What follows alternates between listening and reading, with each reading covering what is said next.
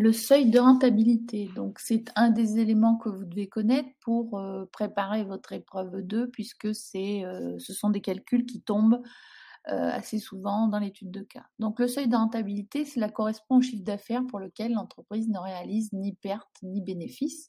Et donc il se calcule à partir des charges fixes, qui sont les charges qui ne sont pas liées aux ventes, comme le loyer, les amortissements, et à partir des charges variables, qui sont les charges qui dépendent des ventes, comme la matière première, la marchandise, les commissions des vendeurs.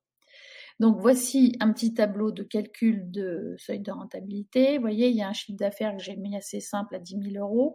Et donc on fait un calcul de pourcentage, on enlève les charges variables, on calcule aussi ce qu'on appelle la marge sur coût variable, on enlève les charges fixes et on arrive à un résultat qui là est de 1 000 €.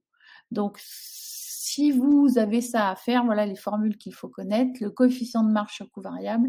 Donc la marge sur coût variable, ça se calcule en divisant par le chiffre d'affaires hors taxe.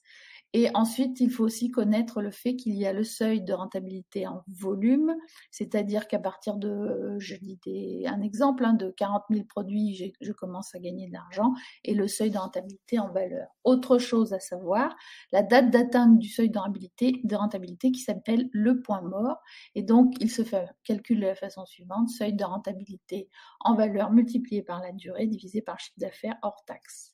Et donc, ça veut dire que, par exemple, au 15 février, mon entreprise devient rentable. Voilà, je vous remets le petit tableau pour vous faire voir un peu comment ça se calcule. Et puis, de toute façon, alors, c'est pas simple à voir sur une vidéo, mais on verra ça ensemble parce qu'on en fera un ensemble pour que vous puissiez être au point pour votre étude de cas. Ça tombe pas toutes les fois, mais autant le savoir. Et puis, sur les prochaines études, ça peut être utile. Bon courage à tous.